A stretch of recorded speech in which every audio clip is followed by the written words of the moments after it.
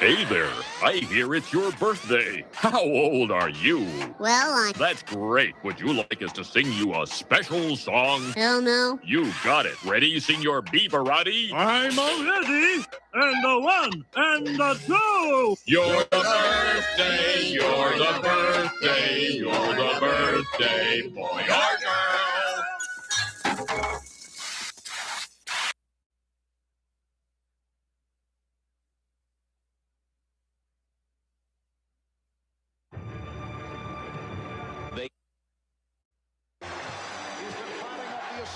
The investigators. The News 4 Investigator Tip Line, 863-TIPS. Thanks for making News 4 Colorado's most watched television station.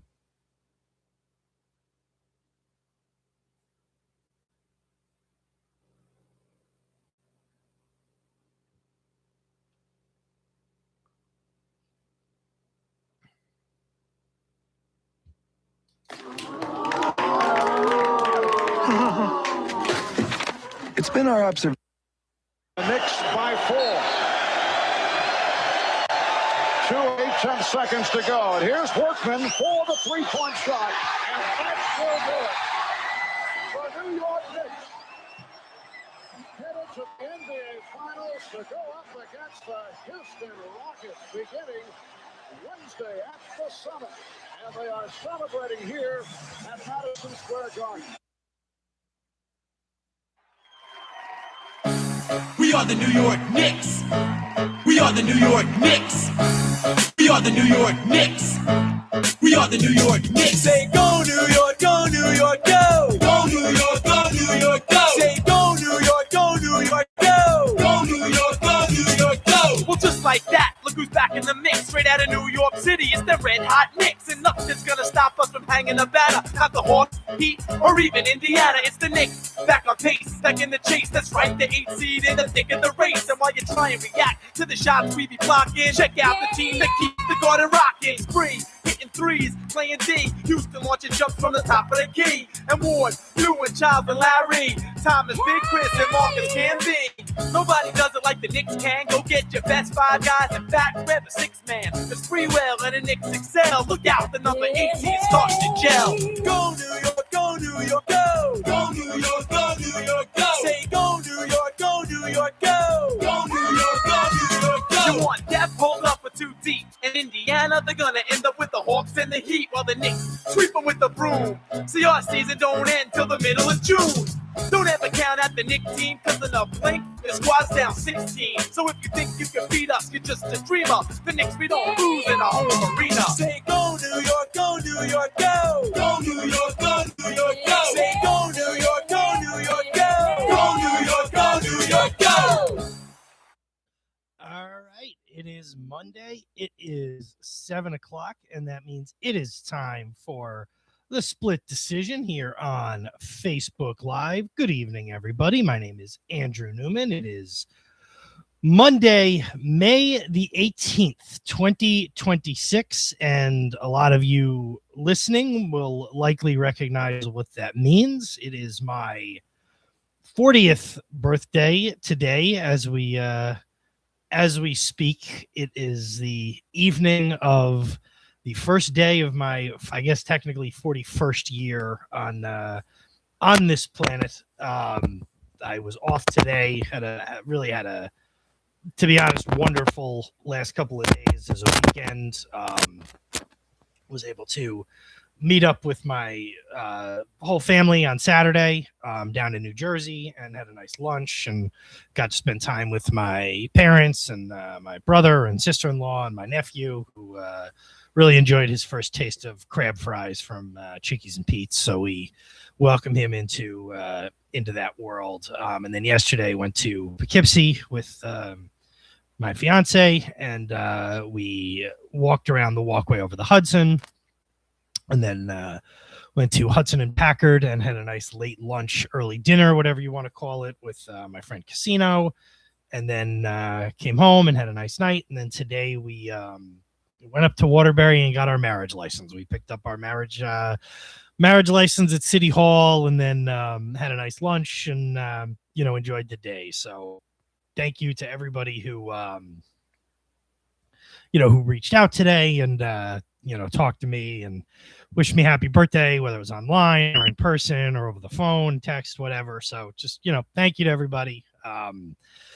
This birthday is a significant one for a lot of people, but it kind of gets swallowed up for me based on the fact that I'm going to be getting married in less than 4 weeks now. So obviously that has taken a lot of precedent for planning and stuff like that. But, I really enjoyed everything. And, unfortunately I have to go back to work tomorrow, but this will at least be a short week and another 3-day weekend next weekend with, Memorial Day. Memorial Day is as early as it can be. So you get that rare situation where this week is Memorial Day. And then there's like a whole other week of May. Like there's a whole weekend in May before, after Memorial Day. So 2 weeks from today is June 1st. So that's why just kind of the way the calendar works. I believe Memorial Day is as early as it can be and Labor Day is as late as it can be. So if you are a person who defines summer by Memorial Day to Labor Day, it's as long as it can physically be. Now, on the back end of the summer and the impact that has on the football calendar is a whole other story altogether where I don't think the first Sunday of the NFL season is until like September 13th or something like that. But there'll be time for that. And the NFL schedule did come out, so we will talk about that probably a little while.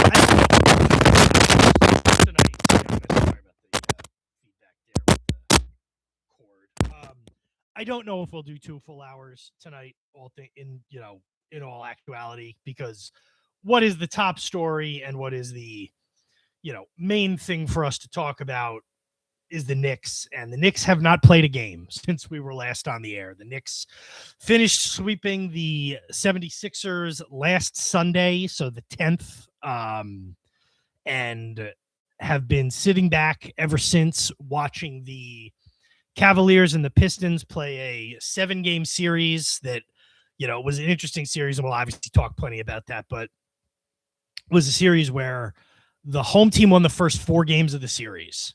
The Pistons won the first 2 games in Detroit. Cleveland won the next 2 in Cleveland. And then it switched, and the away team won the last 3 games. So Cleveland won game 5 in Detroit. Detroit, facing elimination, went to Cleveland in game 6 and beat the crap out of them. And then Cleveland went on the road in game 7, and really that was the game that was just last night, and really really annihilated Detroit last night in a game 7. So the Knicks are going to play a team that's played 2 straight 7-game series. No rest for the weary. They're going to get on an airplane, theoretically today. They won last night in Detroit, and I'm guessing flew straight to New York today. And maybe they went back to Cleveland last night. Doesn't really matter, but they will get ready for game 1 of the Eastern Conference Finals tomorrow night in Madison Square Garden. The Knicks will have home court by virtue of being the 3 seed and the Pistons being the 4 seed. So the Knicks may as well have been the 1 seed in terms of what it got them, because they're going to have home court advantage in every playoff series throughout the Eastern Conference Finals. Should they get to the next round, they will not have home court because the 2 teams in the West had the 2 best records in the NBA. We'll look at those 2 teams in that series in a little while. I want to talk about the Detroit-Cleveland series because it was interesting, but from a Knicks standpoint, and look, is it ideal to have a 9-day layoff in the middle of the playoffs? No, it's probably too long. You can't keep these guys that sharp for long. You can't, people could say, well, I put them through really hard practices or whatever. And it's like, you can do that to an extent, but you can't replicate the intensity of an NBA game, let alone an NBA playoff game, in a scrimmage, nor would you necessarily want to, because, if you drill guys hard in practice and somebody rolls an ankle or whatever, then you got to answer for that while your best players are getting hurt in practice. So really no way to replicate it. I think what you have to do is just kind of acknowledge that this is unusual. And obviously the rest factor helps. Obviously for OG Anunoby, who did not, the Knicks really got lucky with, he did not play in game 3, 10 days ago now, whatever it was, the Friday before last.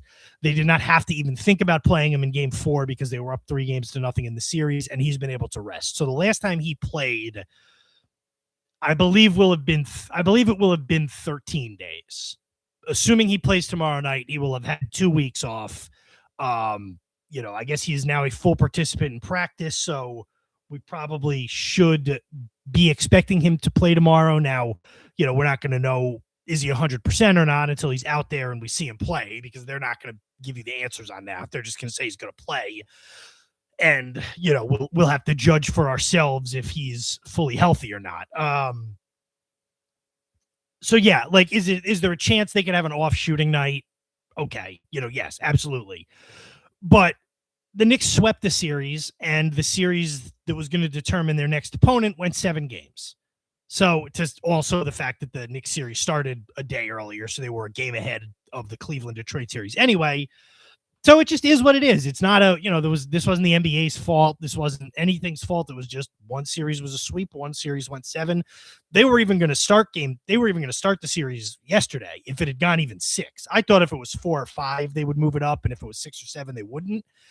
And when Cleveland was up 3-2, they announced if Cleveland wins this in 6, we're starting the Eastern Conference Finals on Sunday. And then Cleveland lost. So it was, okay, either way, we're going to start Tuesday. So I think you got to take a step back for a moment and say, the Knicks, and we all know about last year where, that's the thing that I think a lot of people maybe don't forget, but don't realize. Knicks fans do, but the last bunch of series the Knicks have lost, they've actually been the higher seed in all of them. Going back to 2021, and I realize nobody from that team is still around except Mitchell Robinson, but they were the 4 seed and they lost to the Hawks, who were the 5 seed. And then they didn't make the playoffs the year after that. Then they acquired Brunson 2 years ago or 3 years ago. They were again in the 4-5 matchup against Cleveland. They beat Cleveland in that series. And then they played Miami, who had won a 1-8 series in an upset. And I don't even remember the 1 seed they beat. Maybe it was Milwaukee. I honestly don't remember. And the Knicks lost to them with home court advantage. They lost to them. The year after that, they were the 3 seed when they beat the Sixers in the first round 2 years ago. Yeah, they were the 3 seed. And then they played the 7 seed in the Pacers, who had upset the Bucks, and they lost that series. And that they were up 2-0, and everybody got hurt. And then last year they were the 2 seed, and I believe the Pacers were the 4 seed in the Eastern Conference Finals, and the Knicks weren't the 2 seed; they were the 3 seed because they beat the Celtics, and the Pacers had beaten the Cavaliers. So it was 3-4, just like this year, and they had home court, and they lost the series. So it's not like the Knicks having home court advantage is the be-all and end-all, like, oh, now they're definitely going to win the series. Because we also did just see Cleveland go on the road and win a Game 7, win a Game 5 on the road. And I saw an interesting stat that said, since 2017, since I was off today, I watched a little more of like daytime ESPN than I normally would, which is almost, I always flip on ESPN in the morning, like SportsCenter, as I'm like tying my shoes out in the living room. And it's the same. It's not surprising because it's the same time every day. So every time it's at a commercial. So I basically turn it on, watch commercials for 2 minutes, and then turn it off and leave to go to work. And at the end of, I think it was the Mike Greenberg show, Get Up, I think that's called, they put up a graphic that said something like, and I might be off a little on this, but since 2017, and taking out the 2020 bubble season, because there really was no home court there, they were all in a bubble. Since the 2017 season, home teams in Game 7 in the NBA playoffs are like 15-17 or 16-17. It's under 500 by a game or two. In the history of the NBA prior to that, home teams were 101-25. And he asked the guy whoever the analyst that was there was, I don't remember who it was. It might have been Jalen Rose, although he might not be on ESPN anymore. Whatever. They asked him, and he said it's because of the 3-point shot. It's because of the, obviously guys have been shooting threes for a long time now, but that was sort of the dawn of the Curry era. And they, the argument there was that evens things out. Like a hot 3-point shooter can really more than neutralize a home court advantage. So I just thought that was an interesting stat. And we can get into the specific matchups with the Knicks and the Cavaliers, and maybe we'll do that in a little while, but just sort of to open it from like a vibes standpoint, my opinion on it is this. I think the way the Knicks played, are they probably going to play shoot to the level they shot against the 76ers?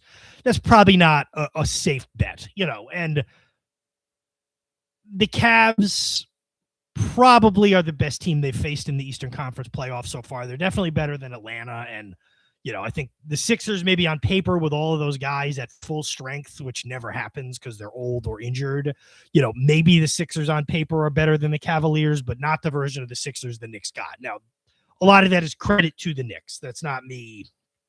That's not me diminishing the Knicks response, the Knicks achievements, because I think one of the reasons the Celtics look so bad was because of what the Knicks did to them. But, I think this Cavs team, they went 7 games with the Toronto team, that, in a way that didn't seem all that impressive. They went 7 games with Detroit. They're a good team. Obviously, they have lots of guys who are very capable, NBA play. They have a good team. Knicks lost to them once this year. The regular season with this means almost nothing, because I think the Knicks played the Cavs like the second day of the year, second or maybe the first game of the year. They played them, they won. Then they played them on Christmas and had like a big comeback, and then they lost to them in, I want to say, like February. So and I think only one of those games Harden played in. So like you almost have to throw the regular season out. All I'll say is when you were looking at what we thought, rewind back 4 weeks and look at the Knicks, if you look at the Knicks' likely path to the playoffs, and we were talking about, okay, they're going to play Atlanta in the first round, and, we were all kind of upset because it seemed like up until the last day, the Knicks were going to have a chance to play Toronto, who they owned. So, okay, they're going to play Atlanta. Atlanta's a tough test, but, they're going to have to play a lot better teams than Atlanta after this. And we were thinking, okay, they're going to play Atlanta, then they're going to go play Boston, who's the best team in the Eastern Conference. If they somehow get past Boston, they're going to have to play Detroit, who, I think if you asked me 4 weeks ago, I'd say Boston is the bigger threat than Detroit, but Detroit still has owned the Knicks this year. Detroit would have home court advantage over the Knicks this year. In the playoffs, Detroit is physical. They can throw teams off their games. If you had told me at that time your path to the finals after Atlanta is going to be Philadelphia and Cleveland, I think every Knicks fan would have signed up for that. I have a hard time believing there's people who would rather have gone the path we were expecting. So, I recognize you can kind of make this argument. You kind of could have made this argument last year about Indiana, but in addition to the Knicks coming in with very high expectations and playing very well, this has also broken incredibly well for the Knicks in terms of getting to the finals. And last year was obviously crazy disappointing after they had that series against Boston and then they lost to the Pacers. But there were 2 things you could hang your hat on. One was that like epic Boston upset series. And 2 was that, well, they got around further. They'd gone to the second round the 2 years before that. They got to the Eastern Conference Finals for the first time since 2000. They were gradually pushing up the ladder in terms of achievements. Well, this year, especially after they changed the coaches, the thought was like, well, getting back to the conference finals is only equaling what they did last year. So for the season to be an improvement on paper, they have to get to the finals. That was the thought, was the NBA finals. And that's a tough thing to want in October because you can't get there in October. You can't get there in December, January. You can't even get there in April. You can only get to the finals in late May. And we're in late May now, and they have a favorable matchup, as favorable a matchup as you're going to see in the Eastern Conference Finals, and they have home court advantage in the in the playoffs. And they've been great at home all year. They had the one slip up in Game 2 against the Hawks. There will probably be a decent number of Knicks fans in Cleveland too, because it's not an insane drive. Those games, especially Game 3, is on a Saturday. You could definitely see Knicks fans making the trip. Cleveland has, been good at home except for Game 6. So just to kind of look at some of these matchups again, the season series, the playoff series is going to go every other day now. So it's pretty easy to figure out. It's every odd numbered day for the rest of May. So they're going to start tomorrow night on the 19th. 21st, 23rd, 25th, 27th, 29th, and a potential Game 7 would be 2 weeks from yesterday on May the 31st. Every game at 8 o'clock. So the schedule is very easy to figure out, just every other day at 8 o'clock. So we know how the Knicks have been dominated. I'm trying to just see if we can get them talking about like some of these matchups and stuff like that. So I'm reading a Sportsnet Canada article, but it's like the legit, it's like the ESPN of Canada. And they're listing some of the key storylines. And obviously they list the health of OG Anunoby as the first thing. And I feel like we covered that. Cavaliers, the rest disadvantage, which we covered that. The matchups, and I'm trying to see if I can get like a full prediction. Maybe we'll do that when I let's pull up the ESPN thing, see if they can get us these predictions or these, sort of like matchup breakdowns. This is the West. Here's the East. Will Evan Mobley and Jarrett Allen be comfortable defending Towns on the perimeter with cuts and screens all around? Perhaps the Cavs will simply fight fire with fire and turn Mitchell loose, but everything in the East bracket is laid out perfectly for the Knicks. Let's get a phone call here. Looks like my dad is calling. Hello? Hello. I'm sorry to interrupt your opening, but I just had 2 quick points. Yes. I wanted to ask you for a prediction. How many games? I think they'll win the series. I usually try to not say 6 games because I feel like that's just the safe pick everybody makes because you're going to be within a game either way. I think the Knicks will win. If I take 6 games off the table, I would actually go more towards a 5-game series than a 7-game series. But, I do think they're going to win the series. Okay. And they're obviously rolling, you hit on the rust. They've had a long time off, but I think they'll be fine. Yeah, I think what's going to be important for them is to win the first 2 at the Garden. And that sounds like, of course it is, but like tomorrow night, Cleveland's obviously going to be pretty ragged after 14. They've played 14 games in the playoffs so far. The Knicks crowd's going to be fired up. I think you have to win both of these 2 games. I feel pretty good about that, but I feel confident overall. Okay. Well, that was my first thing I wanted to ask you, and then I want to wish you a happy birthday. Thank you very much. I appreciate that.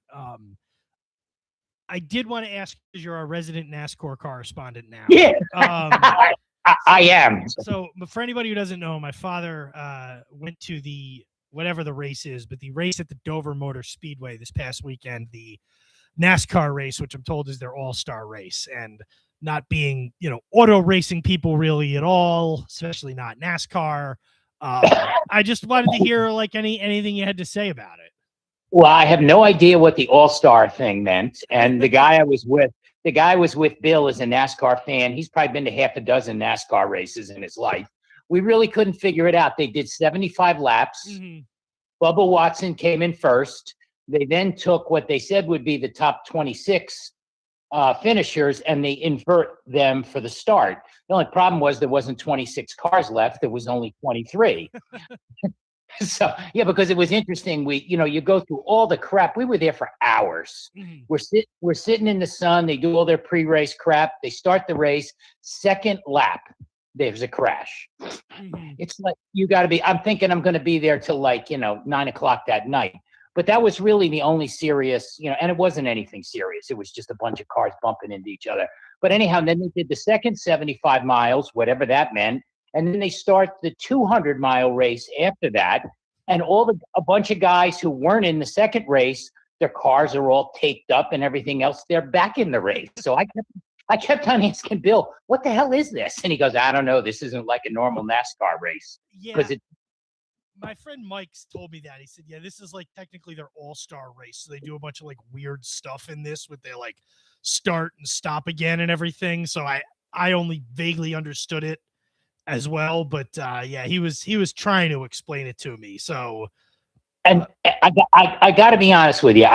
The last 200 miles, the guy who won, Denny Hamlin, I think he maybe took the lead by the 20th lap, and all you did was watch cars go around. He just kept increasing his lead.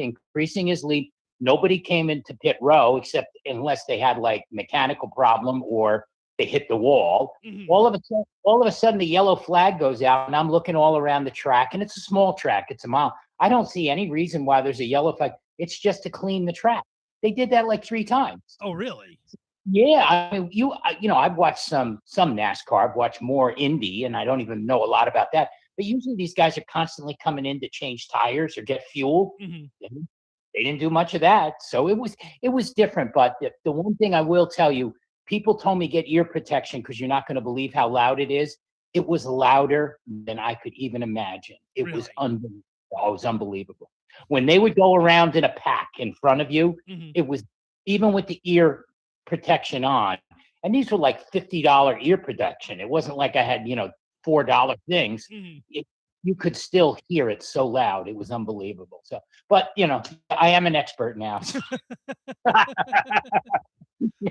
Well, we'll have you on for all the big stock car racing news.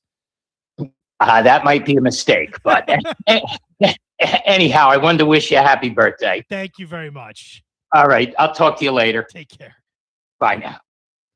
All right, that was my father checking in from Dover, Delaware, and I knew he was going to that race yesterday, so I figured I'd get his perspectives on it, having never been to a NASCAR race or a car race of any kind, really. So that's it's a neat thing you can say you've done. You know what I mean?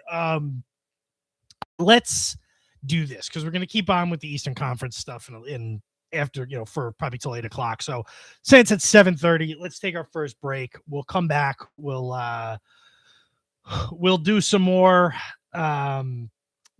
stuff, and then we will probably change our tune around 8 o'clock. But in the meantime, let's play a little music, and we will be right back on the Split Decision on Facebook Live.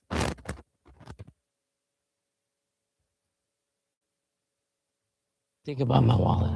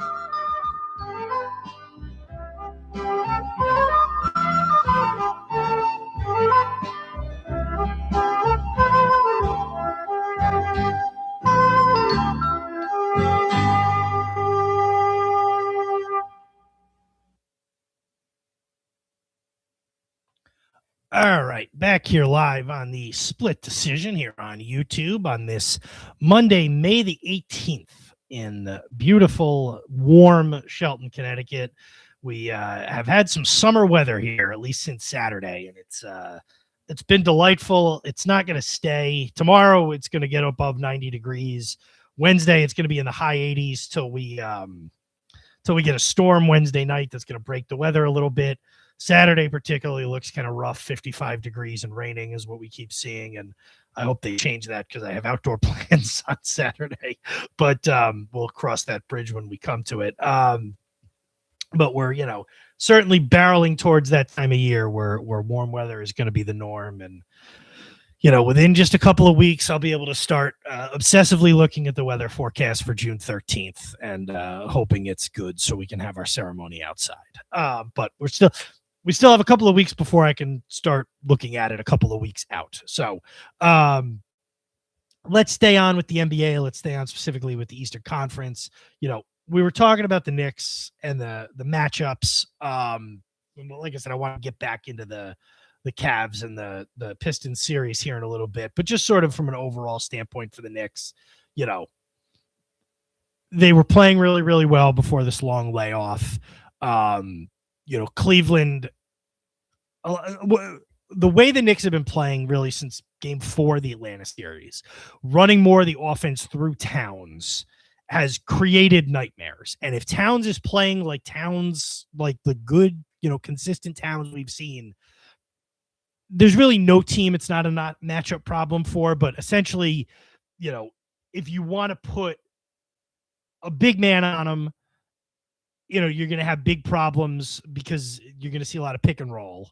If you put a small guy on him, he's really been able to, really take advantage of the small guys and beating them. So it's very difficult. The Pistons will most likely try to hide, they're going to have to hide James Harden somewhere. They're going to try to hide him on Josh Hart. They're not going to try to have him guard Jalen Brunson or Mikal Bridges for any length of time. So they're going to but Josh Hart's also not a useless offensive player. He's not, he's of their 5 starters, the guy who's the least, the lowest average per game scorer, but he's a good shooter. He could drive. He gets to the line. He's not a useless offensive player. So then they're going to have to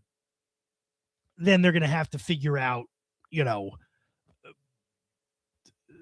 the Knicks right now are a big matchup problem, especially with Towns being the centerpiece of the offense and things flowing from Towns.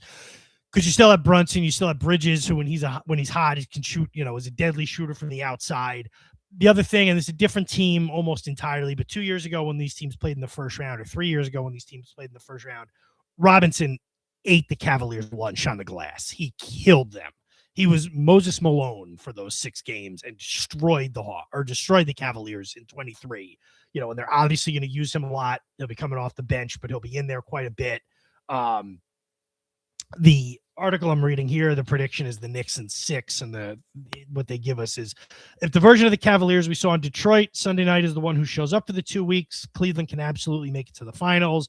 But with New York having such a massive rest advantage and with less than 48 hours between the end of Game 7 and the start of Game 1, with the Cavs coming off consecutive grueling 7-game series, with 5 players, Harden, Mitchell, Mobley, Allen, and Strus, having played more postseason minutes than any member of the Knicks, and with the games coming every other day, I think it's more likely the Cavs run out of gas than the Knicks team that's been firing on all cylinders. So that's the prediction. Cavs have been great at home in these playoffs, but the Knicks have won a road game in 7 of the 9 playoff series in the Brunson era, a run started by taking 2 in Cleveland back in 2022. Brunson and co. can make it 8 of 10 and punch their ticket to New York's first NBA Finals of the 21st century. So there will only have been 3 games played in this series by the time we're on the air next week. Game 4 will be next Monday night, so a week from tonight. So, again, the spread could be the Knicks could be up 3-0, and we could be within a game of the Knicks going to the NBA Finals. They could be down 3-0, and then we're talking about, some sort of monumental collapse, or it could be 2-1, and the series feels like it's just getting started. So there's a wide variation by the time we're on the air next. I think it's helpful to probably look at this past series for Cleveland and the Cleveland Detroit series. And I mean, look, the whole time I wanted Cleveland to win because the Knicks get home court if they play Cleveland. They wouldn't have gotten home court if they played Detroit. Also, while it's easy to diminish the regular season, Detroit did beat the crap out of the Knicks 3 times in the regular season. So you'd rather play the team you're going to have home court advantage on and everything. And, and that you've played better against and played in a playoff series relatively recently, although a lot of different guys on the team. So when last we talked, this series was 2-2. Cleveland lost the first 2 games in Detroit by pretty similar scenarios. They were up, or they lost 111-101 and 107-97. It was actually 2-1 when last we talked. They went back to Cleveland, and the Cavs got a 116-109 win to get back in the series 2-1. Last Monday night, so after this show ended, game 4 in Cleveland, the Cavaliers had a monster third quarter in this game to go from down 4 at halftime to up 13 at the end of the third quarter. They outscored the Pistons 38-21 in the third quarter. Fourth quarter got a little bit tighter. Let's see, I can't remember if I'm remembering game 4 or game 5. I think the game I'm thinking of is game 5, but let me look. So yeah, Cleveland was ahead. They were up by 15 points with 3 minutes left. So this one didn't get close. I think Detroit hit some shots at the end to make it a 9-point game that makes it look a little closer. So that's what I mean. It's like there are 9-point games that were 17-point games with 2.5 minutes to go. And there were 9-point games that were tied with 2.5 minutes to go. So it's like you have to look more into like what was the score with 3 minutes left. So Cleveland gets the win in that game. They tie the series. But, up to this point, the home team has won all 4 games. I think that's how the Cleveland-Toronto series went the whole way, was 7 games, the home team won every game. So, there wasn't any reason to expect, okay, this is going to suddenly shift. And the game 5 was a huge turning point in the series. Detroit had like a double-digit lead, I think, early in the third quarter in this, and they're back in Detroit. Series is tied. Detroit is ahead almost the whole first quarter. Cleveland, or the whole first half pretty much. Cleveland cuts into it in the third quarter, finally going ahead. They tied it with the halfway through the third quarter. And when did Cleveland take their first lead in this game? Cleveland took a lead. Cleveland took their first lead, like probably since very early in the game, on a 3 with 2 minutes left in the third to go up 79-78. They were up by 4 going into the fourth quarter. Detroit started the fourth quarter strong. They kind of traded the lead back and forth for a while. Let's go to just the last couple of minutes here. It was actually then Detroit went on a run it was tied at 89, and Detroit in like the 7-minute to 5-minute period went up by 8. With 5:04 left, they were up by 8. It was an 8-point game with 3:50. Actually, it was a 9-point game with 3:57 left. It was a 9-point game. Strus went down and hit a 3 to cut it to 6. Tobias Harris hit a 3 to make it again a 9-point game with 3 minutes left, with a chance to go up 3-0 in the series. Harden gets his shot blocked, but the Cavs get the rebound. Mitchell makes a shot, cuts to a 7-point game. Yeah, 103-96 with 2:36 left. Cunningham misses a shot. Pistons get the offensive rebound. They miss a 3. Cleveland gets the ball. Mobley has a dunk. It's a 5-point game. Mobley blocks Reed's shot, and Mobley hits a 3 with 1:22 left to cut it to a 2-point game. Tobias Harris misses a 3, then Harden misses a shot, but they foul Mobley rather. Mobley goes to the line, hits both shots. 9-0 run for the Cavaliers to tie the game with 45 seconds left. Game ends up going into overtime. Cleveland actually has a chance to win it, and they don't really get a shot off. So the game goes to overtime. It's 109-109. I'll pull up the overtime stats here. I just had the third and fourth quarter up, so now I got to go all the way back up to the top. So bear with me for 1 second here. Period selected. And then in overtime, and, again, as a Knicks fan sitting there watching them get healthy, this series is going at least 6 games, and they're playing in overtime in game 5. Cleveland scores the first 4 points of the overtime. They get up by as many as 7 with 2:29 left in the overtime. It never gets below. Actually, Cunningham hits a shot with 25 seconds left to make it a 2-point game. They foul Harden. Harden makes both free throws, 115, 111. They end up, Detroit can't do anything. Mobley makes free throws to make it 117, 111. And with less than a second left, the Pistons make a dunk to make it 117, 113. So the home court advantage has been broken.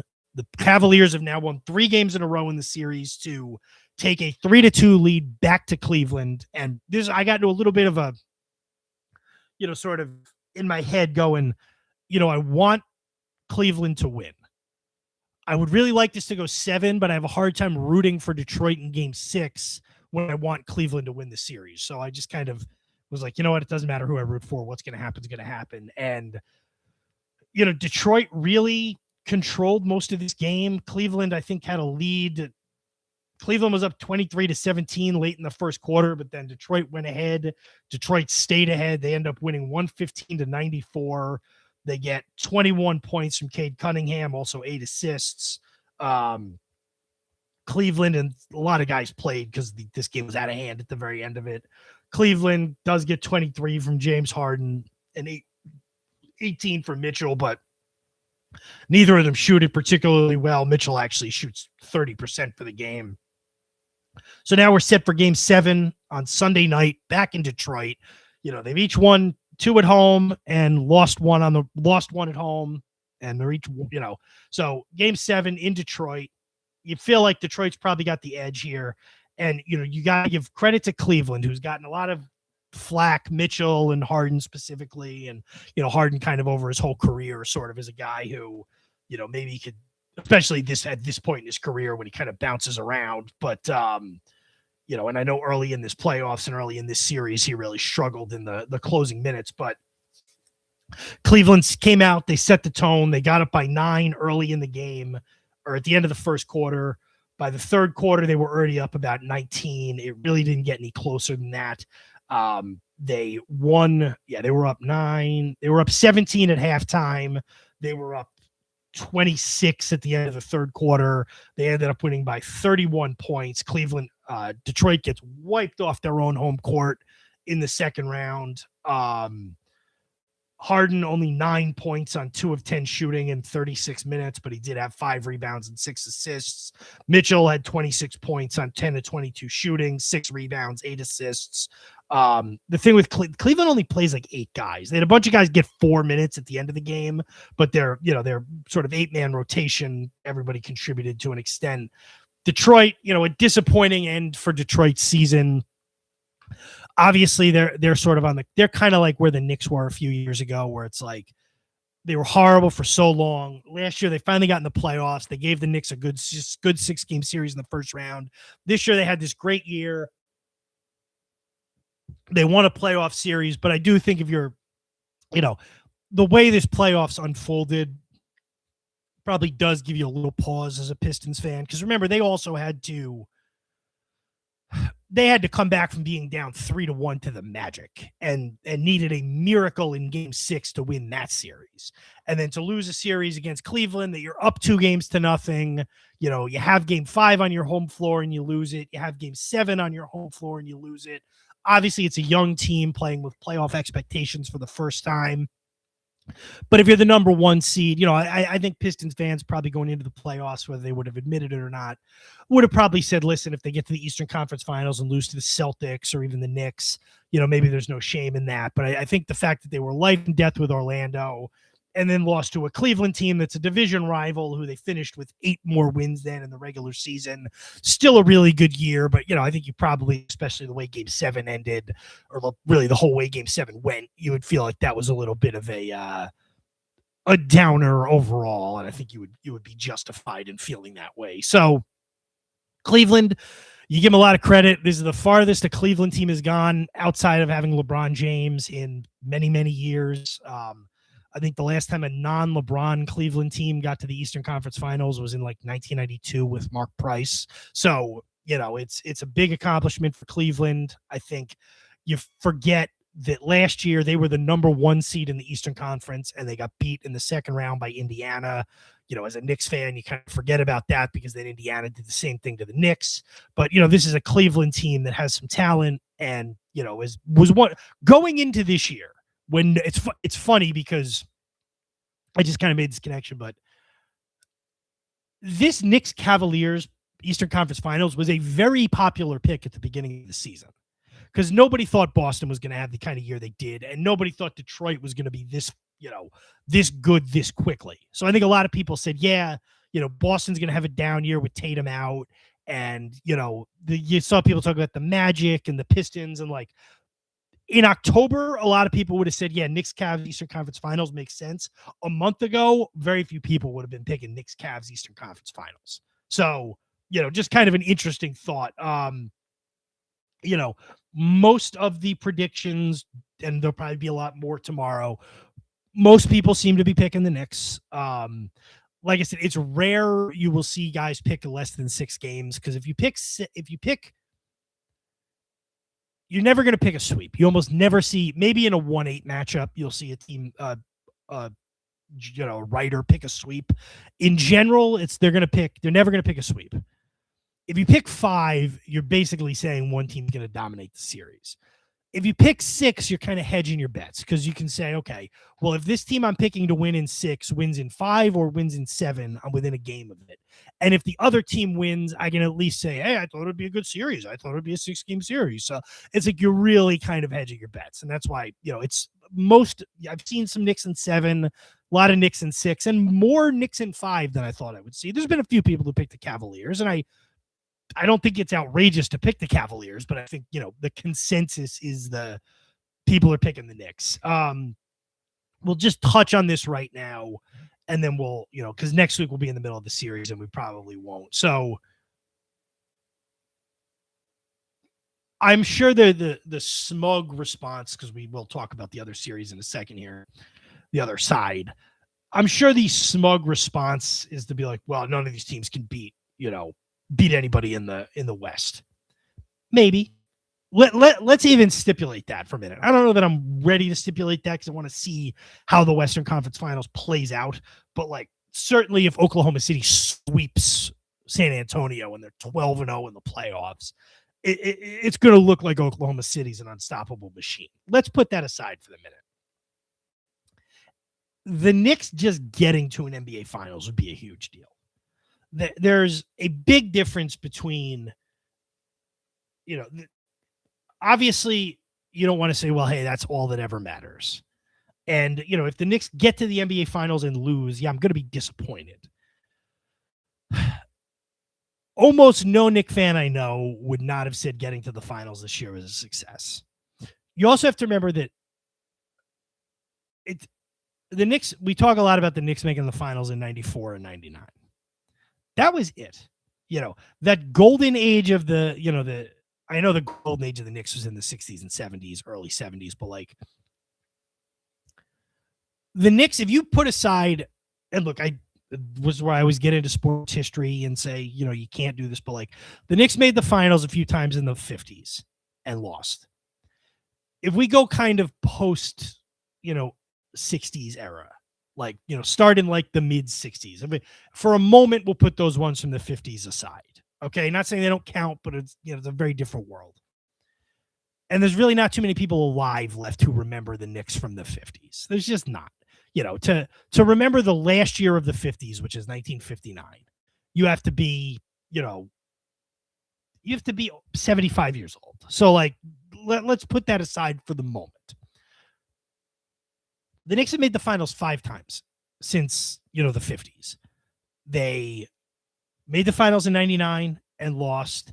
They made the finals in 94 and lost, which is the one that sticks with every Knicks fan because, they were up 3-2 in the series and they went down to Houston, and game 6, Starks got blocked at the buzzer. And then game 7, the Knicks very easily could have won that year.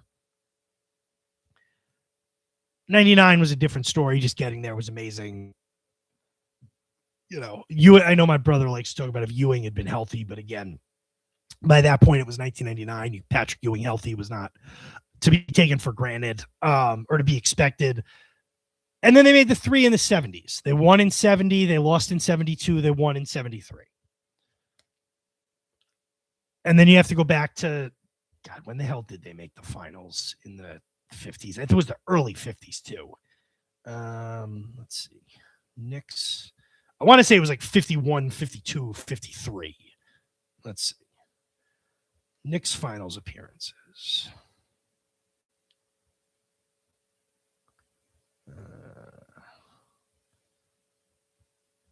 Yeah, so they made the finals in 51, 52, and 53. They lost to the Royals, the Rochester Royals, and then the Millers twice in 52 and 53. So let's say even if you were 6 years old in 1953, you're almost 80 now. So you have to be 80 basically to remember those finals. So we'll put those aside for a moment and just talk about like generationally. The Knicks win this series and it immediately becomes one of the top 6 seasons of the last 70 years. Like getting to the Eastern Conference Finals is great. And especially if they, last year when they hadn't done it in a long time, but like even just getting to the finals in and of itself, forget about what it symbolizes for the future. Just that on its own is a big season. I'm sorry, maybe that's sacrilege. That's a huge season. That's a huge accomplishment if the Knicks win the Eastern Conference. Again, we will, as we get closer, if the Knicks are looking good in this series and they get there, we'll obviously talk about the finals and what they can do to win it and all of that. But, this on its own is a big deal that they have a chance to get to the first finals in 27 years. So, I guess we could go through and look at how many teams since 99 in the East have made the finals. It's probably most of them. Ironically, it's not the Bulls, which is funny, but if we were to look through since 99, there are other 14 teams in the Eastern Conference. So the Sixers have, the Nets have, the Raptors have, the Celtics have. So every other team in the Atlantic Division. Cleveland has a bunch of times. Indiana has. Detroit has. Chicago has not. Cleveland, Indiana, Detroit. Who's the 5th team in that division? Cleveland, Indiana, Detroit. Why do I always forget? Cleveland, Indiana, Detroit, Chicago, and sorry, I know this is enraging. I'm going to actually pull up the standings. League. No, division.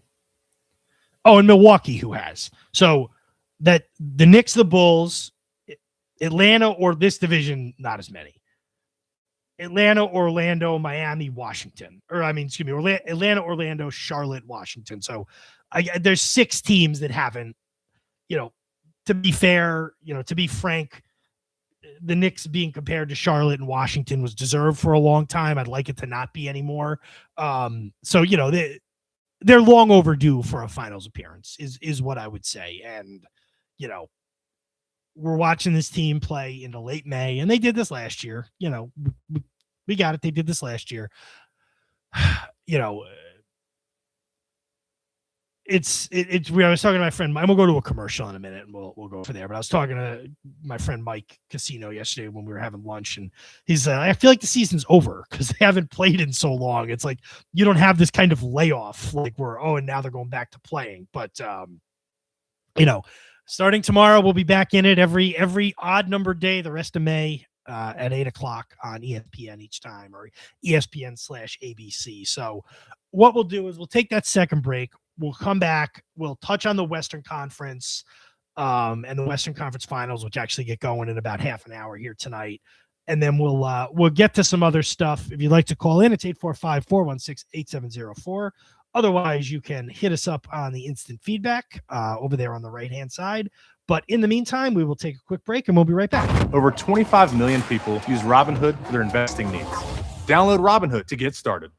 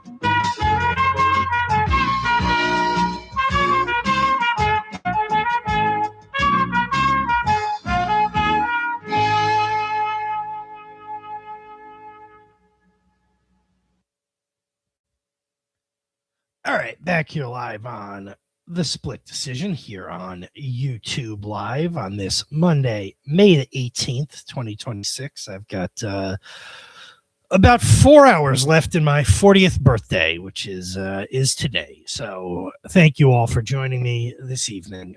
We will be back on next week. I know it's Memorial Day. Probably wouldn't be doing a show if the Knicks were not in the Eastern Conference Finals, but we're definitely going to do a show. Game 4 is at 8:00 next Monday night. Probably more like 8:15, all things considered. So we'll probably go till about 8:30 and then stop, and then whatever, and then we'll be on the air the week after that. Hopefully, previewing the Knicks about to be in the NBA Finals, and then as the weeks go on, we'll do it. And then in the summer, obviously there'll be some weeks off once everything is slowed down. But it is still very much a busy season, at least for another month or so. So we will certainly keep on keeping on. Let's talk about the Western Conference for just a couple of minutes here. The Thunder last Monday when we were on the air, the Thunder were up 3-0 already in the series. On the Lakers. They ended up dusting off the Lakers that night. Only a 5-point win. They're least probably impressive of the whole playoff so far, but they won 115-110. So they have a similar layoff as the Knicks, but it's just they ended a day later than the Knicks in their sweep. So they start a day earlier. So they're going to play tonight against the Spurs. Obviously from a Lakers standpoint, the question becomes, what does LeBron James do? He did not rule anything in or out at the end of the season, which is kind of what you would expect, that he wouldn't do that. He'll be a free agent. So he could kind of do a few different things. He could obviously retire.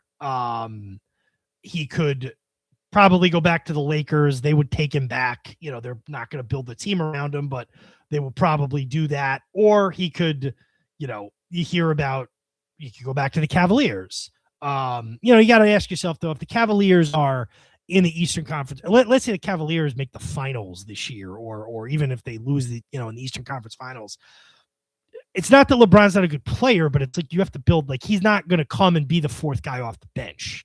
You're going to have to carve out a significant role for him. So it's do you mess with your team that much if you have aspirations on winning a title, or do you think still at 43 or whatever he'll be, 42, that he can still be a big part of helping you win a title? You hear about the Warriors. I don't think that makes the Warriors a title. I think it makes them exciting to watch. You know what I mean? So who knows? You've seen people go, oh, what about the Knicks? And it's I don't see how that helps the Knicks. I'm not real anxious to talk about free agency while they're about to start the Eastern Conference Finals, but it'll be interesting. My gut says he either comes back with the Lakers or retires. I don't know that makes a ton of sense, but that's just kind of my gut. So, for the Thunder, as we look at what they've done in the playoffs, 8 games, 8 wins, no close games against the Suns in the first round. Really, the only game that was relatively close against the Lakers was game 4. So now they're going to play the Spurs, who had a little bit of trouble with the Timberwolves, but, really straightened it out. And remember, the Spurs had lost game 2 to Portland, and then I think they were down big in game 4 to Portland in the first round before they blew past them and won the series in 5 games. They lost game 1 of the Minnesota series at home. And then they blew the Timberwolves out in game 2. They won game 3 in Minnesota. And then last Sunday, so 8 days ago, they lost game 4 to tie the series. They then responded with back-to-back 30-point wins over the Timberwolves, including game 6 in Minnesota Friday night to finish them off. So, certainly a little bit of a bumpier road for the Spurs. But I think once the hammer was down and it was 2-2, they, really had enough and just blew past Minnesota 2 games in a row, 2 30-point wins in a row. I guess the one was technically 29 points if we're being precise, but Minnesota wins, and they will now face Oklahoma City in the Eastern Conference Finals. The interesting thing about this, and I think we've all known this all year, is Minnesota or San Antonio and Oklahoma City this year played a bunch of times because they played in the semifinals of the NBA Cup. And that was, I think, when Oklahoma City only had 1 loss at that point. They played 5 times this year. and San Antonio won 4 of them. Now, they were all early. The first one was December 13th. It was the semifinals of that NBA Cup game. The Spurs won by 2. That was in Vegas, so a neutral site. Then in game 2 in San Antonio, 2 days before Christmas, so just 10 days later, they beat Oklahoma City by 20. On Christmas Day, 5 days later, they beat Oklahoma City by 5. So that's 3 wins in a row. Now, you got to realize, though, that's 3 wins in a row in the span of less than 2 weeks. So that's a very specific moment in time, but they did beat them 3 times. Then game 4, the 4th game they played January 13th. So again, they actually played 4 times in the span of a month. Oklahoma City got some revenge. They won by 21. And then the last game they played way back in February was 116-106 the Spurs. So the Spurs did beat Oklahoma City 4 times out of 5 this year. Now, all of them were early. A lot of them were in a tight time frame. But when you look at an Oklahoma City team that lost 18 games all year, that one of them was 4 games to one team, and they now have to play that team in the Western Conference Finals, that's not nothing either. San Antonio also was only 2 games worse than Oklahoma City this year. San Antonio was 62-20. Oklahoma City was 64-18. So while certainly Oklahoma City is the favorite, if San Antonio wins tonight, that changes everybody's opinions. Because now suddenly it's 5 out of 6, and Oklahoma City's lost the home court advantage for the rest of the series. Like it, that could change things very rapidly. And I do expect this to be at least a 6-game series. I think Oklahoma City will probably win it. I think the regular season means something, but not a ton, especially with how early it was. But, Victor Wembanyama has got the ability to take over games and, certainly is a one-of-one singular athlete. So that series, much like the Eastern Conference, every other night, starting tonight, the even-numbered days. So all these games are at 8:30, except the potential game 7. Actually, Sunday game 4, whatever. The weekend games are at 8. The other ones are at 8:30. So tonight and Wednesday in Oklahoma, Friday and Sunday in San Antonio, and then Tuesday, Thursday, Saturday of next week. So by the time we're on the air, they will have played 4 games in this series. We could be just getting started, or somebody could have a 3-1 lead by the time we're on the air next. I think, again, if you're a Knicks fan and you are, personally for me, I'm going to keep an eye on it. I'm not going to have the bandwidth. I'm not going to have the emotional ability to watch these games, the nights between the Knicks and the Cavs. And if the Knicks win, let's say the Knicks win the series quickly. Again, I'm not saying that's going to happen. Then I could see myself watching a few of these games to, okay, who are the Knicks going to play in the finals? But until that happens, I'm going to have to take those as nights off and just kind of check my phone. And, if there's a minute left and it's tied or something like that. But, 4 teams left playing basketball. We'll kick that off tonight. And this is really, these are the 2 best teams in basketball all year. You have to be sort of, as a basketball fan, excited about this Spurs Thunder series. So that is where we're at on that. While we're here, let's talk some hockey. Because there is actually a game 7 going on in the NHL right now, and that is the Canadiens and the Sabres playing a game 7. And you want to talk about a layoff. The Hurricanes have been waiting as long. I got to see when the last Hurricanes game was, when they won game 4 against the, when did they win game 4? So they wrapped up the series on Saturday, May 9th, and they're going to play game 1 of the Eastern Conference Finals on Thursday. So they're going to have 12 days off. So their layoff is going to be several days longer than even the Knicks layoff was. So they are awaiting the winner of this Canadian Sabres series. The Canadiens with a 2-0 lead late in the first period. This one has been, a back and forth series. The Sabres won game 1 at home, 4-2. Montreal beat them up pretty good the next 2 games, 5-1 in Buffalo and then 6-2 back in Canada.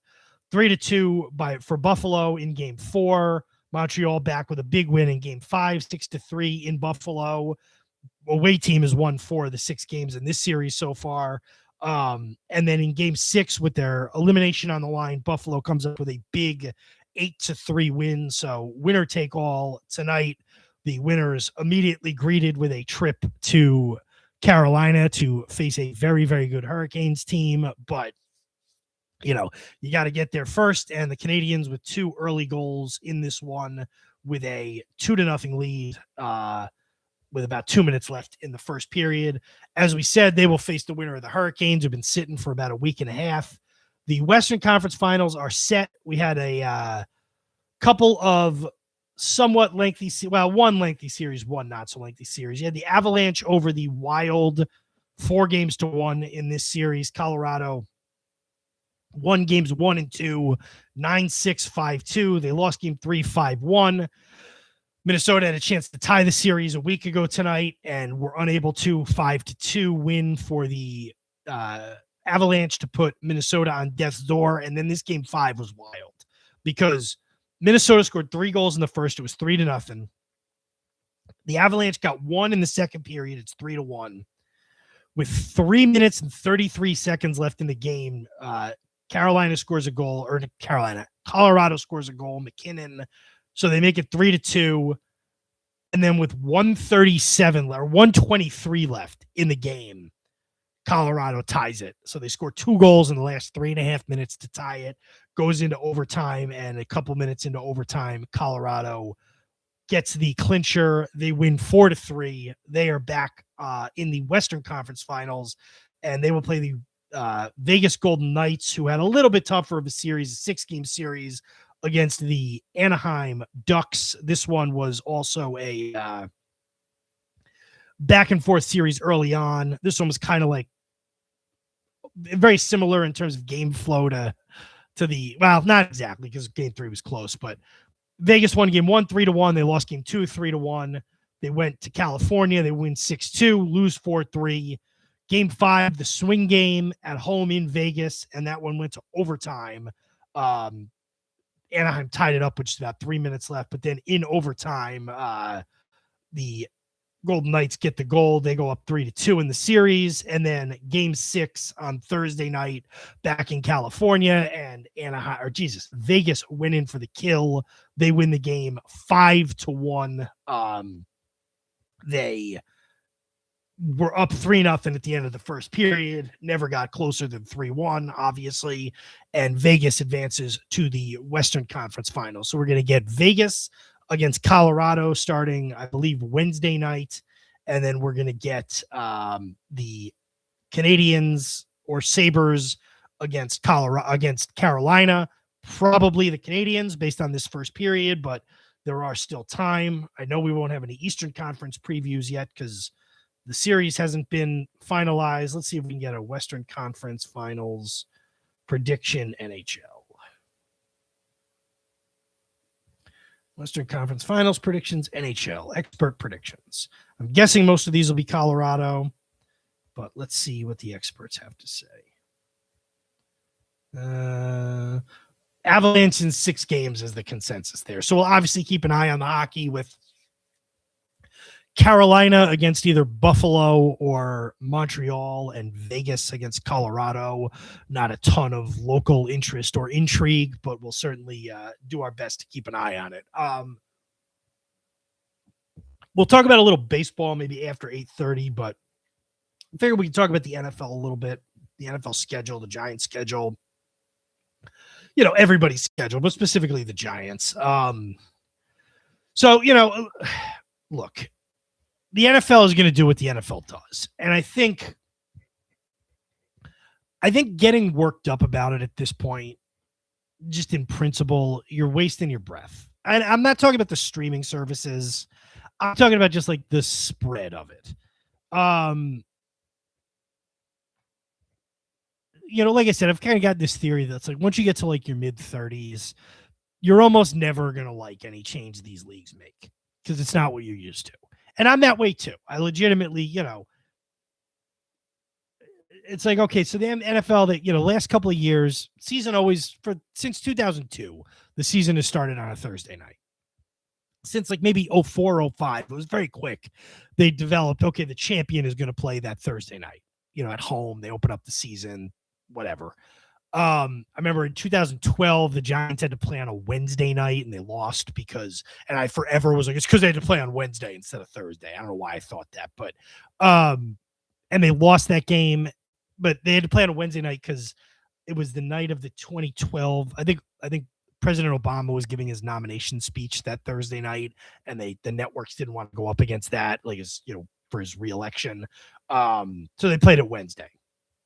The last couple of years, they've played the Thursday night game, and then they've played a Friday night game in Brazil. The way that schedule worked, they were only going to be able to do that the last 2 years. And it had something to do with how early Labor Day was and the TV contracts. Because for people who don't know, the NFL not being able to play on Friday and Saturday nights during most of the year is not because they're good guys and they don't want to interfere with people going to high school football games or going to college football games. It's the law.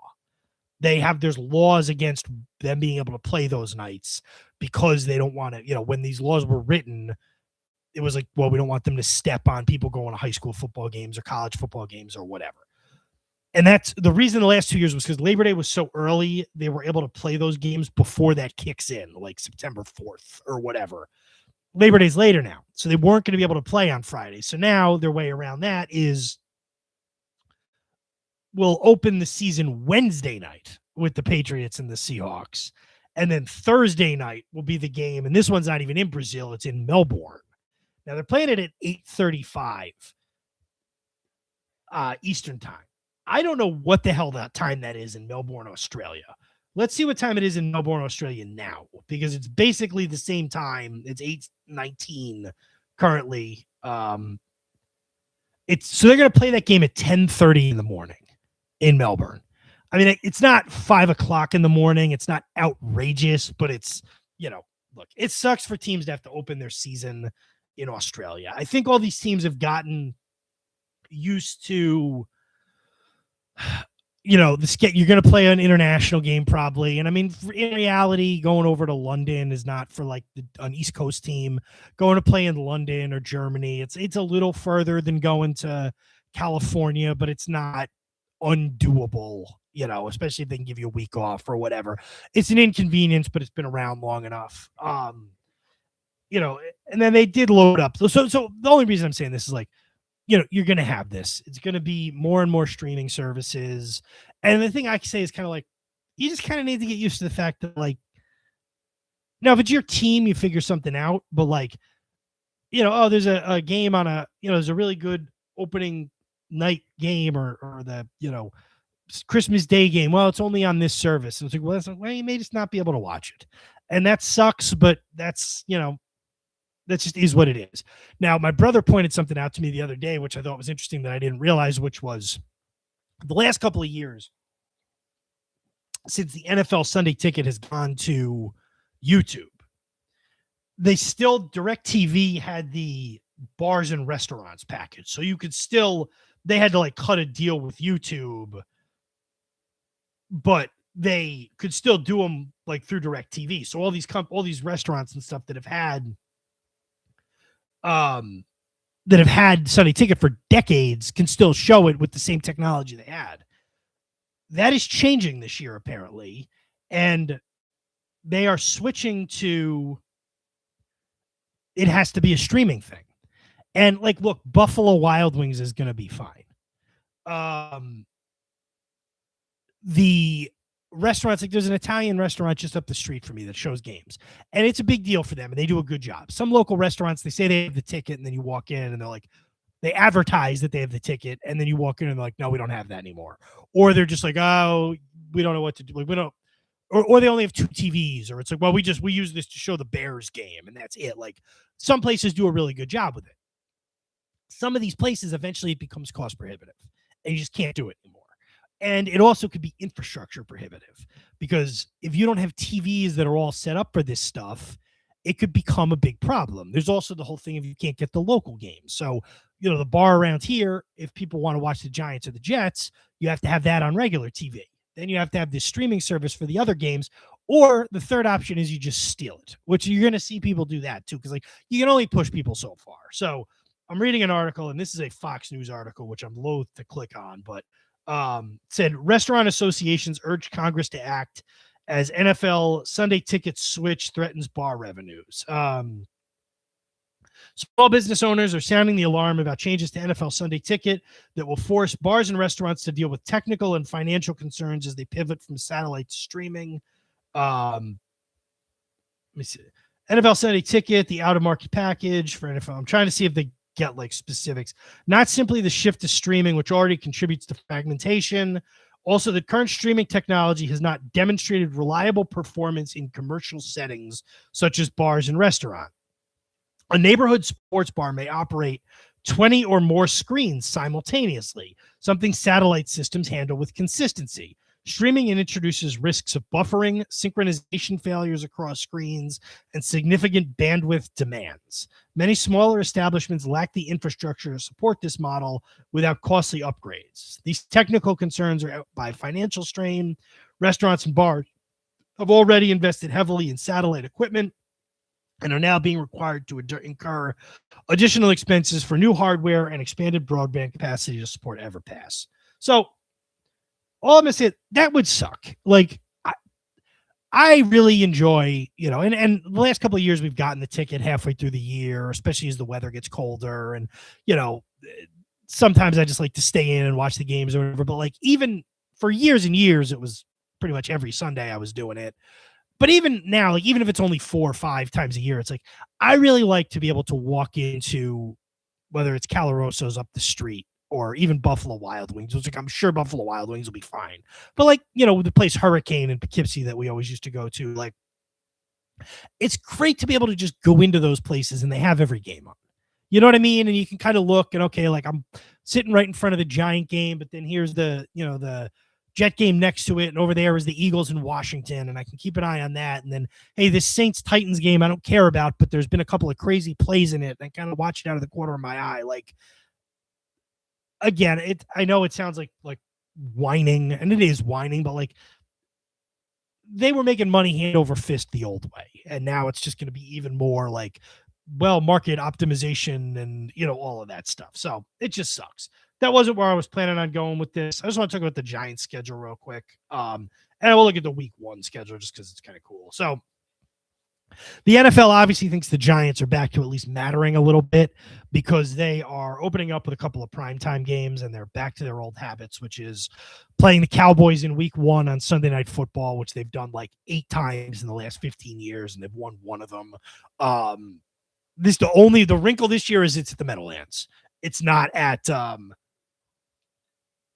it's not in Dallas. It's actually the first Giant Cowboy game of the year for like the 3rd time that I can remember in like decades is at the Meadowlands. Sunday night, September the 13th, 8:00. And then the Giants go out west to play the Rams the following Monday on Monday Night Football. And look, it's tough to start out with 2 straight, night games or whatever. And certainly going on the road to play the Rams is going to be a tough assignment. The Giants could really be able to send an early message if they're able to beat the Cowboys in that week 1 game. That would be great. And then the schedule actually does soften up a little bit. Again, on paper, we don't know what these teams are going to look like, but home against Arizona, who's, been really bad, at Washington, who struggled last year, home against New Orleans, at Houston, then a bye. Then it starts to get tough. You got at Philadelphia on November 8th. Jacksonville's a playoff team. They're going to play San Francisco and Seattle in December. Nice mid-December trip to Seattle. And then they finish with Cleveland, Detroit, at Dallas, and then week 18 at home against the Eagles. But, I see a schedule that even if they were to start 0-2, then Tennessee and Arizona back-to-back weeks at home, like, again, I've said all along, the goal for me with the Giants this year is like, just as a fan, it's like, just don't let the season be over in, don't let the season be over in September. And if they're 0-4 with 2 of those, like if they're 0-4 with this schedule, then they're immediately in big problems. So let's just say that. Let's talk about the week 1 schedule real quick, and then we'll take a break, and then we'll get to some baseball, and then we'll wrap up. Because the NFL did, give us some real nice games for week 1. So we talked about Patriots Seahawks Super Bowl rematch that Wednesday night. in Seattle. Thursday, the game in Melbourne, the 49ers and the Rams. Sunday, you got Bucks, Bengals, Saints, Lions, Jets, Titans, and we'll come back to the Jets in a minute. Ravens, Colts as the Ravens begin the post-John Harbaugh era. Falcons, Steelers, and Aaron Rodgers officially signed his new deal or came back for the Steelers for another year. Browns, Jaguars, Bills, Texans is a nice 1 o'clock game. And then at 4:25, you got Dolphins, Raiders, which is bleh. Packers, Vikings, which is a good game. Commanders, Eagles, Chargers, Cardinals. The Sunday night game is the Giants and the Cowboys, as we talked about. And then Monday night is the Broncos and the Chiefs in Kansas City. And we'll see what kind of shape Patrick Mahomes is in for that one. But the team that unseated the Chiefs' long run of playoff of AFC West titles this year in a big way was the Broncos. And the Broncos may have, gotten robbed of a chance to go to the Super Bowl had Bo Nix not gotten hurt in overtime in that playoff game against Buffalo in the second round. So, still quite a ways off. We're just getting to the beginning of the summer. I don't want to talk about the end of the summer just yet, but when we start getting into August, we'll start getting the football itch, and we'll make sure we can start looking with an eye towards the football season once we get to a certain point in the summer. Let's take the last break. We'll come back. We'll talk about some baseball. The Yankees have hit a pretty major road bump for the first time in the season. We'll talk about what that means, what the level of concern ought to be. They're 3-3 tonight against Toronto as they begin a decently long homestand, but in the meantime, or I guess just the standard homestand, decently important homestand is what I meant to say. In the meantime, let's take a break. We'll come back. We'll keep it going for a little while longer. You're listening to the Split Decision on Facebook Live, and we'll be right back. Cheez-It crackers are a past, present, and will always be my go-to snack. Pack with me using my James Avery by Consuela Classic 2 and jewelry organizer for a quick weekend getaway. First up, let's pack our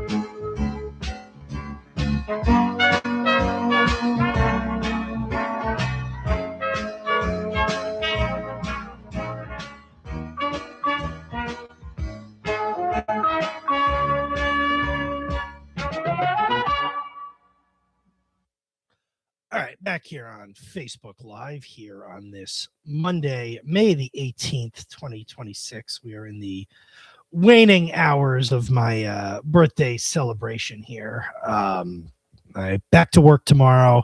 Now, luckily, short week, Tuesday, Wednesday, Thursday, and then Friday. Usually my job lets us leave a little early. There'll probably be half the company out, get me a chance to play what's become a staple for me on the days before the summer holiday weekends. Probably about 6 years ago at this point, somewhere around there, the Google Doodle for that day was this like baseball game where you were various picnic foods and you went up and swung, and every hit was either a single, a double, or basically it was like if you missed, it was an out. If you got a bat on the ball, there was no fielders. So like if you got a bat on the ball, it would be either a single, a double, or a home run. And it was like, how many runs can you get before you get 3 outs? And if you Google baseball, this will come up. And then you could tell the pitcher, who I think was the pitcher a peanut. I think the pitcher is a peanut. Based on what color hat he's got on is what kind of pitch it's going to be. And if it's the red one, it's tough because after it leaves his hand, you can't see it anymore. So you have to time it correctly. So you have to not make any outs on the non-red hat ones because those are always tough anyway. So I'll play a little of that on Friday. So let's talk a little bit of baseball. The Yankees, who really were rolling along, have hit a rough patch this last 10 days, and mostly pitching and starting pitching injuries, bullpen concerns. So last weekend, the 8th and the 9th and the 10th, fresh off another huge week of beating everybody up. They were 26-12. They went to Milwaukee and they lost 3 games in a row. They got blown out Friday night, the 8th, 6-0. On Saturday the 9th, so 9 days ago now, they lost in the 10th. They were up 2-1, ended up getting tied in the bottom of the 8th. Yankees got a run in the 10th. Milwaukee scored twice in the bottom of the 10th. And then on Sunday, trying to avoid getting swept, they again lost 4-3. This time it was late. They were tied at 3, and in the bottom of the 9th, the Brewers hit a walk-off home run. So they get swept. Okay, you can live with it. 3 bad days. Milwaukee's a pretty good team. They went down to Baltimore. They lost a week ago tonight, 3-2. They were up 2-0. Baltimore hits a 3-run home run in the bottom of the 7th. Off of, I believe, 2 of the 3 runs got charged to Weathers. This is the game my brother called yelling about last Monday night. And so they lost that game. Then they won the next day, 6-2, to finally break out of it a little bit. And then in the game on Wednesday afternoon, they get their butts kicked 7-0. Max Fried leaves the game, is now on the IL. It seems like, okay, maybe 15, 20 days. It doesn't seem like he's going to have season-ending surgery, but it's never good news when you're, the ace of your staff, who's been pitching great, leaves after 3 innings and goes straight to the IL. So they lose that game. They've lost 5 out of 6. They come back to New York, but not home for the Subway Series against the Mets, who've been struggling mightily, playing a little bit better lately. But, it's not like the Phillies where they started horrible and now they're winning every day and they're above 500. The Mets were still, a good 8-9 games under 500. The Thursday night or the Friday night game, the Yankees took care of business. They got up 4-0. They ended up winning 5-2. Schlittler was great again, 6 2/3, 2 hits and an earned run. Bednar did get into some trouble in the 9th, allowed a run, but the Yankees ended up winning the game 5-2. Saturday, they lose 6-3. They, again, they get a underwhelming performance from Rodon as he's working his way back. Just 3 2/3 innings. He only let up 2 runs, but he did walk 3 and couldn't even get through the 4th inning. Yankees bullpen let up a handful more runs, largely ineffective. So they lose 6-3. And then yesterday, it's sort of the capper of this crappy road trip, if you want to count this part of it as a road trip. They are up 5-1 in the 6th inning. They're up 7-3 going into the bottom of the 9th. And with 2 outs in the bottom of the 9th, They let up a 3-run home run. Bednar does. It's 6-6. Goes into extra innings. Yankees don't score in the top of the 10th, even with the runner on second base. And the Mets come away with a game-winning fielder's choice to win the game 7-6, win the series 2-1. Yankees have now lost 7 of 9. They have fallen several games behind Tampa Bay in the standings. They are now 3 games behind Tampa Bay. Tampa Bay in the last 10 games has improved 4 games over the Yankees. Now the Yankees still have the second best record in the American League. There's still only 3 teams in the American League. 4. There's only 4 teams in the American League with a winning record. And the Yankees, the only team they're worse than is Tampa, but Tampa's in their division, so that's a big problem. The Yankees have a lot of problems right now. Obviously, the injury to Fried hurts. Garrett Cole is getting closer. I see an article here from today from Jorge Castillo says, New York Yankees ace Garrett Cole could make his long-awaited return from Tommy John surgery a little sooner than expected. Yankees manager Aaron Boone on Monday said the club is considering whether to stick with his plan to have Cole make a 7th and final rehab start in the minors or have him make a season debut at Yankee Stadium the next time on the mound. We'll see, Boone said. We're kind of talking about here today. Tomorrow we'll make a call one way or another. So they did send Elmer Rodriguez, who made a start for them the other day, back down. So it is very possible that Cole will be ready to go and may pitch as early as Friday for the Yankees. So I don't I don't want them to rush him back if he's, just because they've lost a couple of series in a row. But at the same time, he's made 6 rehab starts. So just depriving him of the 7th to bring him back, I don't know that I don't think that's shortchanging his rehab, but I certainly don't want them making decisions.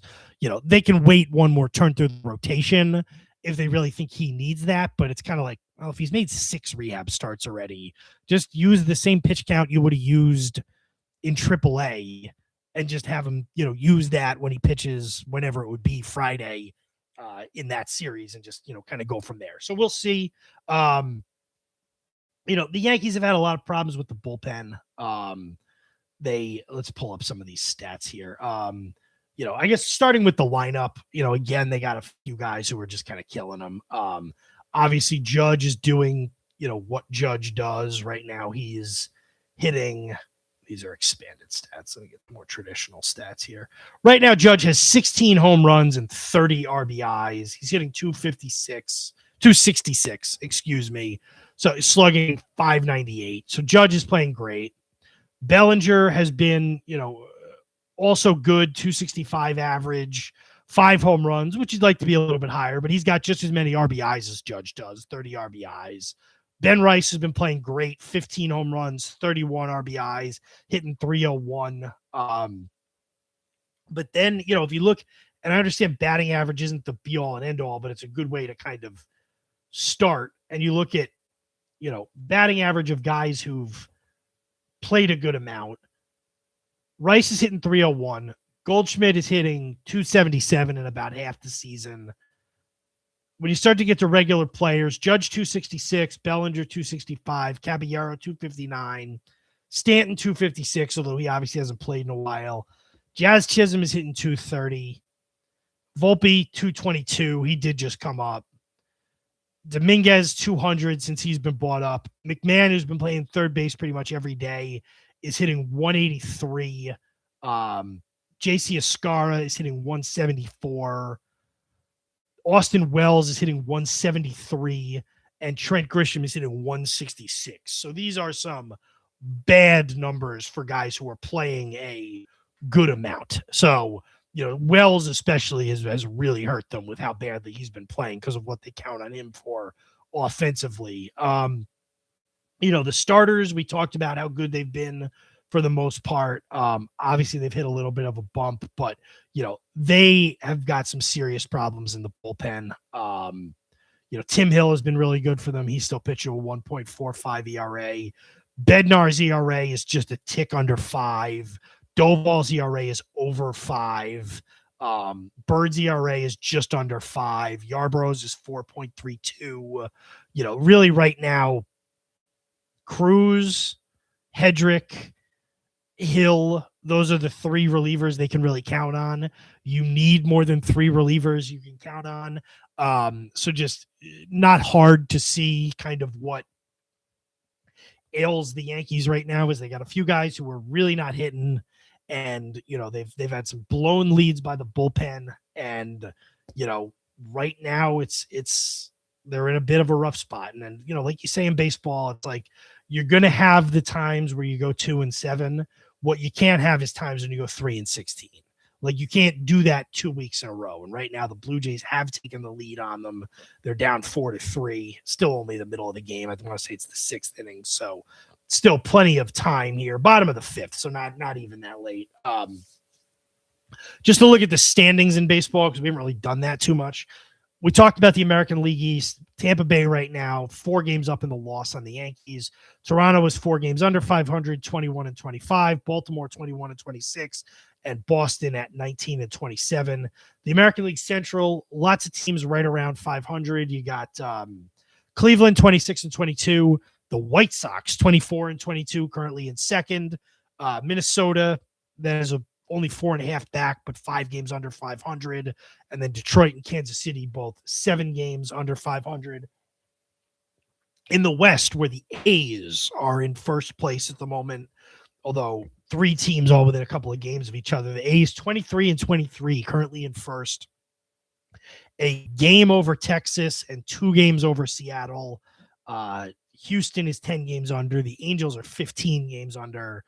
NL East, Braves still holding strong, 32-15. The Phillies have played really, really well, and I think gone like 14-3 since they changed managers and are back over 500. Washington within a game of 500, and then the Marlins and Mets still a handful of games under. The Braves, 8 games at this point in the season is an impressive lead to have. Certainly not insurmountable if the Phillies get hot, but you start getting into late May with a lead like that, you've built yourself a nice cushion through the first third of the season. NL Central is also tight. You got the Cubs at 29-18. Milwaukee just 3 game. Well, they're a game and a half back of that, but they're all in the win column. So a game and a half technically, although they're even in the loss column. St. Louis, a very surprising 27-19, just a game back of both of those teams. And then even Pittsburgh and Cincinnati, both a game over 500 still. Every team in the NL Central is over 500. There's only 4 teams in the American League over 500. Every team in the 5 teams in the NL Central are over 500. And then in the NL West, you got the Dodgers and the Padres within a game of each other, within a half game of each other. Arizona just under 500, and then the Giants and Colorado a ways back. So still, not even a third of the way through the season. When you get through the end of May, you're usually at about 54 games, and you can kind of look at the first leg of this thing is complete and see where everybody is at. But the Yankees have played great for the first month and a half of the season, and they've just hit the skids for the last week, but you don't want to see that turn into an extended 2-3 week stretch, especially with a bunch of division rivals coming up on the schedule. They're going to play Toronto for 4 games. They just lost a series to Baltimore. They're going to play Toronto for 4 games. Then they're going to welcome in Tampa Bay this weekend. So lots of stuff that can happen, and now's not the time to enter into a prolonged slump. So hopefully they can come back and win tonight and go from there. So let's just check a couple of things in the hockey. You got the Canadiens still up 2-0, about 6 minutes into the second period here, as they look to advance to play the Carolina Hurricanes. In the NBA, if that game's even started, it just got underway. But you got the Spurs out to an early 11-3 lead on the Thunder, still just about 5 minutes into the game. So too early to get too excited either way, but just figured it was worth mentioning. Also this weekend, since it's Memorial Day, we got the Indy 500 this weekend. Apparently Shai Gilgeous-Alexander was appointed the NBA MVP. Let's actually check the NBA awards voting. I didn't realize that had all come out. NBA awards 2026. let's see. So Shea Gilgeous-Alexander wins his second MVP back-to-back. Let's see, 2025-26 winners is the better way to look at this. Rookie of the Year, Cooper Flagg. Defensive Player of the Year, Victor Wembanyama. Most Improved, Nickeil Alexander-Walker. 66th Man, Keldon Johnson or Keaton Johnson. Clutch Player, Gilgeous-Alexander. Hustle Award. Executive of the Year, Brad Stevens. Teammate of the Year, DeAndre Jordan. Sportsmanship Award, Derek White. So most of your awards there, but SGA kind of unsurprisingly wins his second straight MVP. Although they would have, this is the voting results. Let's see how close it was. Gilgeous-Alexander got 83 of the first place votes. The next closest was Jokic, who got 10. Wembanyama got 5. Cade Cunningham got 2. So Jokic finished second in the MVP, although not particularly close. Wembanyama third, and Luka fourth. And then below that was Cade Cunningham, Jaylen Brown, Kawhi Leonard, and Donovan Mitchell. So just figured that was worth touching on. So we will be back next week. It will be Memorial Day. Indy 500 is this weekend, as I was saying. I didn't even check who won the Preakness, to be honest, because the Preakness, it was the horse that ran in the Derby and won, didn't run it. Napoleon Solo won the 151st Preakness Stakes. And apparently it's not even in Pimlico right now because they're going through, the kind of renovations. So if it's not even in Pimlico and the Belmont is not in Belmont like this year, maybe these things aren't as sacrosanct as we are led to believe they are. But anyway, we've talked a little about the horse racing and why I, as a very, very, very casual horse racing person once a year, thinks they need to change their ways. And I'm sure they'll take that under advisement because the races are too close to each other now. So nobody even tries to run the Triple Crown. With that, though, we're going to wrap up for the night. Thank you to everybody who listens. Thank you to my dad for calling in as the NASCAR correspondent and to wish me a happy birthday and everything. By the time we are on the air next, the Eastern Conference Finals will be 3 games old. I hope I'm sitting here talking about the Knicks with a 3-0 lead and being on the verge of their first NBA Finals appearance in 27 years. More likely than not, we're going to be through 3 tough games and see where the Knicks stand in that series as we, look towards Game 4, which will be just starting at this time, or probably even the second quarter at this time next week. But, thank you to everybody who listens. Thank you to everybody who, reached out about my birthday and everything. Just peace of mind. Playing an ad, unfortunately. Obviously, a lot going on in my life in the next couple of months, but, this was a kind of a milestone birthday for me. So glad to be able to come on the air and talk some sports tonight. With that, we'll wrap it up. Let's say good night to everybody. Stay safe. Have a good week. Go Knicks. And we will see you 1 week from tonight. Memorial Day evening, Monday at 7. Take care, everybody. Bye now.